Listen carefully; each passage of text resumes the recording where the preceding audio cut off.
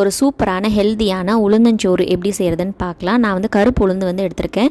உங்களுக்கு வேணும்னா நீங்கள் வெள்ளை உளுந்து கூட எடுத்துக்கலாம். ஃபஸ்ட்டு வந்து நீங்கள் அதை ட்ரை ரோஸ்ட் பண்ணி எடுத்துக்கோங்க. நான் வந்து அரை கப்பு உளுந்து எடுத்திருக்கேன். கூடவே கொஞ்சம் வெந்தயமும் சேர்த்து நல்லா அந்த வாசனை போகிற வரைக்கும் நீங்கள் வந்து அதை ட்ரை ரோஸ்ட் பண்ணி எடுத்துக்கோங்க. இன்னொரு ப்ரெஷர் குக்கரில் வந்து நல்லெண்ணெய், கடுகு, சீரகம், பெருங்காயத்தூள், கருவேப்பிலை, வரமிளகா, அதே மாதிரி இஞ்சி பூண்டு பேஸ்ட் இது எல்லாத்தையும் சேர்த்து நல்லா ட்ரை ரோஸ்ட் பண்ணி எடுத்துக்கோங்க.